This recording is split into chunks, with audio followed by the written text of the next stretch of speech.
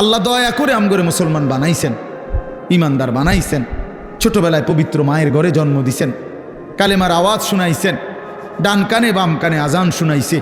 কত আলেম, কত ওলামা, কত আউলিয়া বুজুর্গের কাছে আমাদের এক একজনকে মা বাবা তুলে দিছে, ছেলেটারে দোয়া করে দেন, নাতিটারে দোয়া করে দেন। কত পীর বুজুর্গ, কত আলেম, কত ইমাম হাত মুইসা দোয়া করে দিছে। মক্তবের ইমাম সাহেব কালেমা শুনাইছে, কালেমা শিখাইছে, ছোট ছোট সূরা শিখাইছে। এই সব কিছু বাপ কেমনে ভুলে গেলাম, কেমনে ভুলে গেলাম?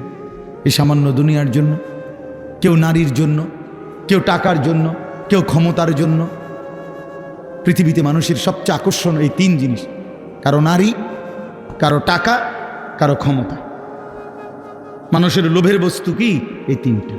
এই জন্য কিতাবে আছে ওই নবীজি সাল্লাল্লাহু আলাইহি সাল্লামকে মক্কার কুরাইশরা এই তিনটারই প্রলোভন দিছিল। মুহাম্মদ আসলে ঘটনাটা কিতা? তুমি যে এই যে একটা গেঞ্জাম লাগাই দিলে এলাকাটার মধ্যে, কালেমার দাওয়াত কইয়া বাপ দাদার পূর্বপুরুষের মূর্তি পূজার বিরোধিতা করতেছ, আসলে ইচ্ছাটা কি? এটা কও, পরিষ্কার কও, কিতা আসলে কিতা?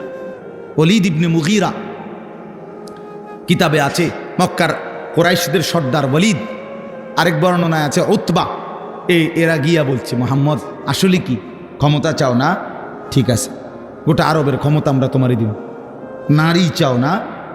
তাইলে যে কয়জন সুন্দরী নারী দরকার আমরা তোমাকে দেব। টাকা দরকার না? তোমার যে পরিমাণ স্বর্ণ দরকার আমরা স্বর্ণ, রৌপ্য, মণি, মুক্তা, হীরা জহরত দিয়ে দেব। তুমি এই দাওয়াত, এই কালেমার প্রচার এটা বন্ধ করে দাও।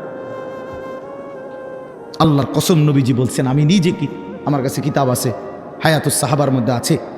আল্লাহ নবী সাল্লাল্লাহু আলাইহি সাল্লাম বলছে, মক্কাবাসী, ওয়াল্লাহি লাউ আদাতুমুশ শামসা ফি ইয়ামিনি ওয়াল কামারা ফি ইয়াসারি, আল্লাহর কসম, আমার ডান হাতে যদি সূর্য এনে দাও, আমার বাম হাতে যদি চাঁদটাও এনে দাও, আমিও জবান দিচ্ছি মক্কাবাসী, আল্লাহর কসম, আমি আমার কালেমার দাওয়াত 1 সেকেন্ডের জন্য ছাড়ব না।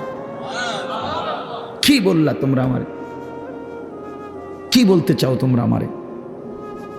লান আতরুকা হাযিহি দাওয়া, আমি এই দাওয়াত ছাড়ব না। হাত্তা উনাফিজাহা, আমি জমিনে এটা প্রতিষ্ঠিত করার চেষ্টা করবই।